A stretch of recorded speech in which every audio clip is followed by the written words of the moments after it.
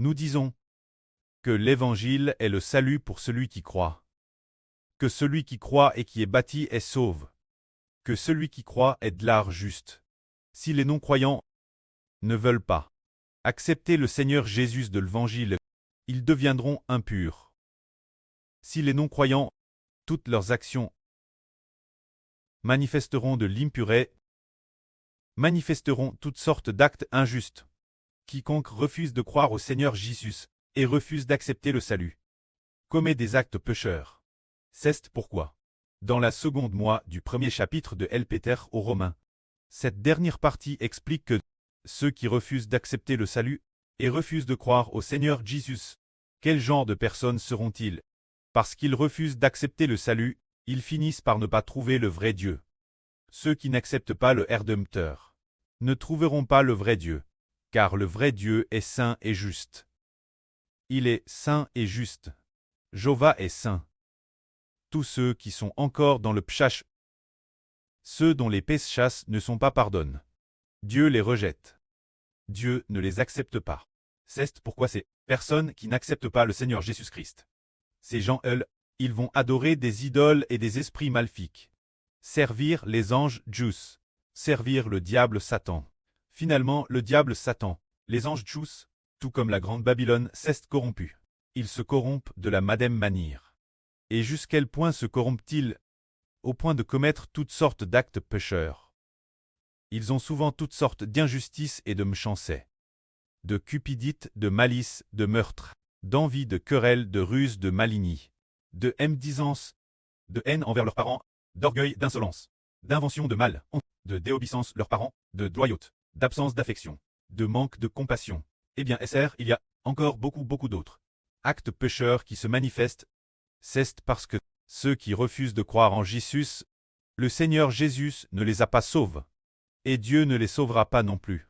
Ainsi ceux qui ne sont pas sauvés vivent tous toutes sortes d'actes pécheurs et sont, madame, si pécheurs, qu'il est impossible d'exprimer par des mots ce genre de péché.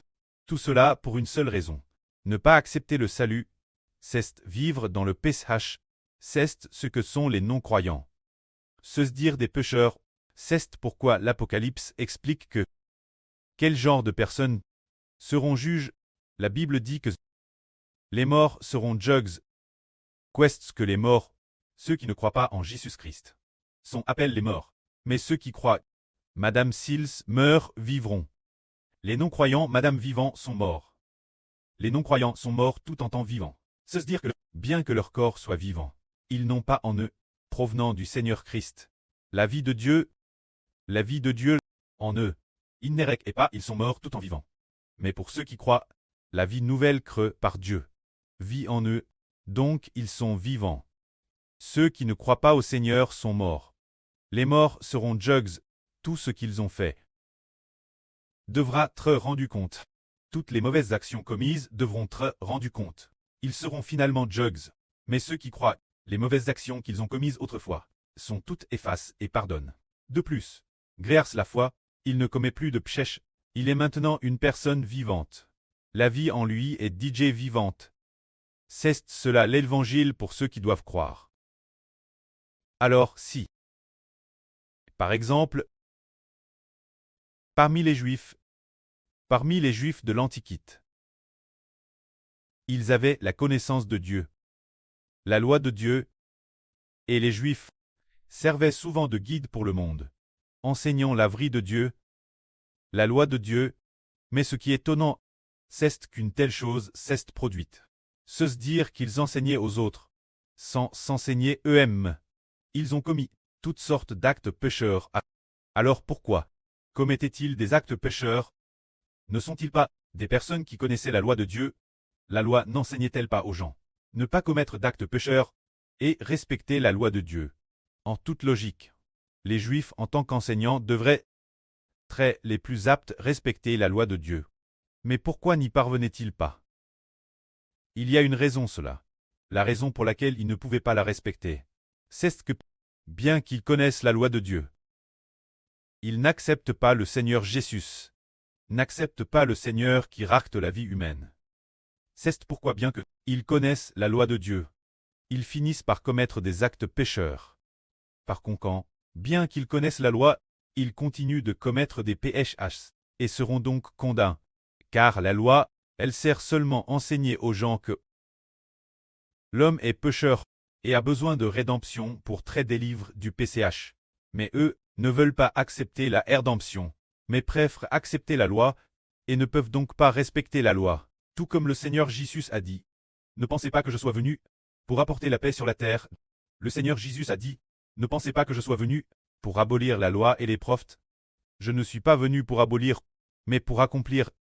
Madame, si le ciel et la terre passaient, pas un seul iota, pas un seul trait de la loi ne passera, jusqu'à ce que tout soit accompli. » C'est dire que par la venue de Jésus-Christ, nous pouvons respecter la loi au moment où le Seigneur Jésus-Christ a été crucifié. Tous ceux qui veulent l'accepter, leurs PHH ont été crucifiés avec le Christ.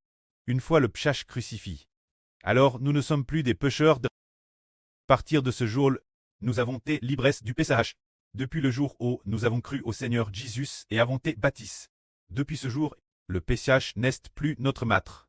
Depuis le jour de notre baptême, nous appartenons au nom du Seigneur Jésus, et non plus au PCH. Depuis ce jour, nous sommes devenus des personnes nouvelles, appartenant au Christ, appartenant à Dieu. Alors, ceux qui appartiennent au Christ, le diable ne peut pas, le Seigneur de ceux qui appartiennent au Christ, ceux qui appartiennent à Dieu. Le diable ne peut pas non plus, aller vers Dieu pour dire, « Dieu, livre-moi tes hommes.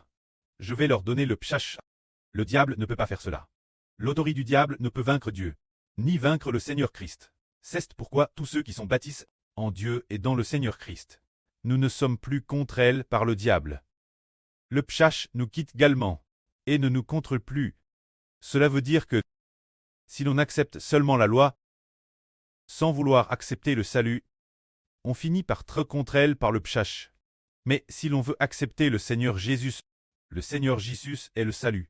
Ceux qui acceptent le Rédempteur Jésus, alors l'autorité du Seigneur Jésus sauve ceux qui croient. Il est ainsi délivré du péché.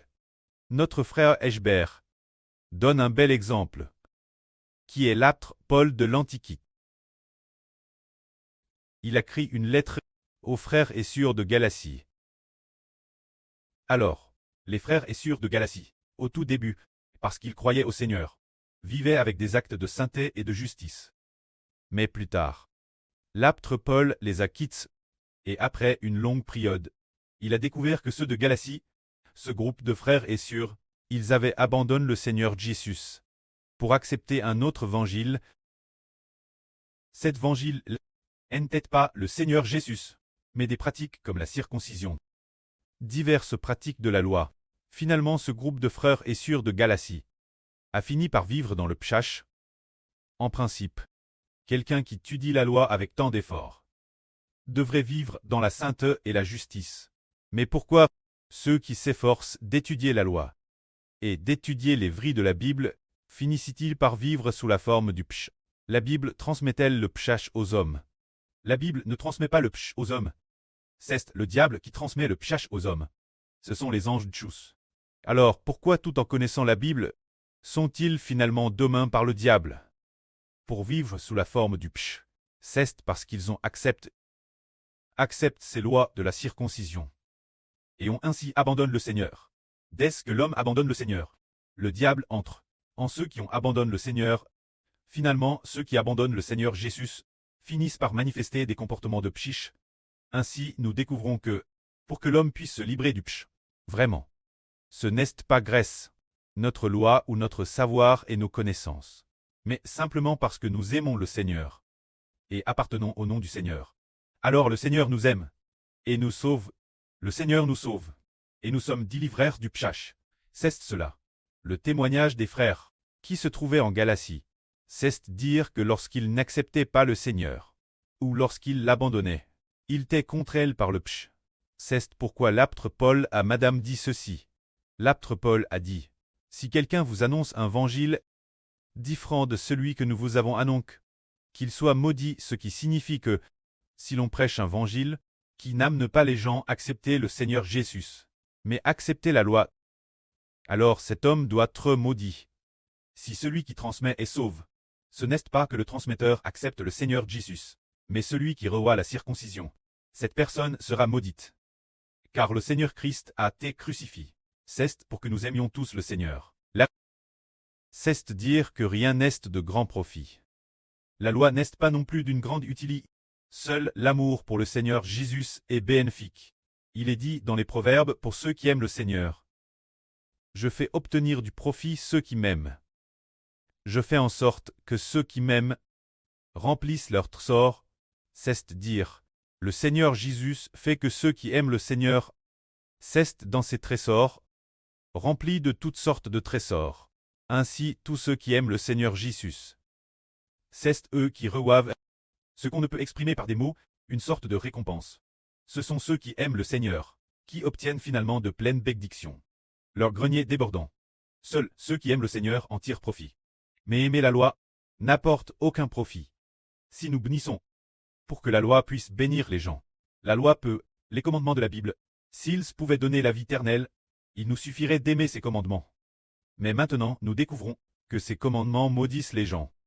Ces commandements semblent très bons, mais ils maudissent les gens. N'apportant aucun bénéfice, l'homme, seule la paix. Nous voyons que la paix vient de Dieu, du Christ et du Saint-Esprit.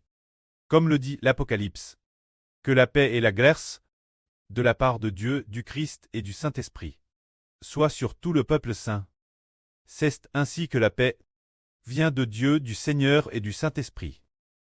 Puisqu'il en est ainsi, aimons Dieu, aimons le Seigneur et le Saint-Esprit. Ainsi nous l'obtiendrons, alors le salut par la grâce. Par exemple, de qui vient notre salut? De Dieu du Christ. Et du Saint-Esprit, tout d'abord, Dieu le Prêt a prédestiné cela. Le Seigneur Jésus-Christ a arraché par la crucifixion. Alors, nous aimons le Prêt et le Seigneur. Bien et certes, il faut aussi aimer le Prêt et le Fils du Seigneur, frère Eschbert du Saint-Esprit. Ainsi on est sauve. C'est cela qui nous appelle aimer le Seigneur, pour finalement en tirer profit. Dans les Proverbes, il y a ce passage. Frère Eschbert a pris les Proverbes dans l'Ancien Testament, ce qui parle du Seigneur Jésus, pour le lire aux frères et sœurs, puis la explique brièvement, pour faire comprendre aux frères et sœurs que tous ceux qui aiment le Seigneur sont tellement bénis.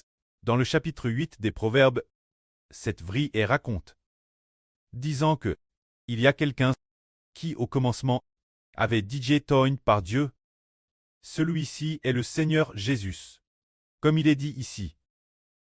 Au commencement de la création de l'Éternel, avant toute chose creux au commencement. J'existais DJ, c'est dire celui-ci. Je suis le Seigneur Jésus-Christ. C'est pourquoi il est dit ici. Il est dit ici. Mon fruit est meilleur que l'or. Meilleur que l'or fin. Et mon produit est préférable l'argent pur. Je marche dans le chemin de la justice. Marcher sur le chemin de la justice, pour faire hériter des biens ceux qui m'aiment, et pour remplir leur sort.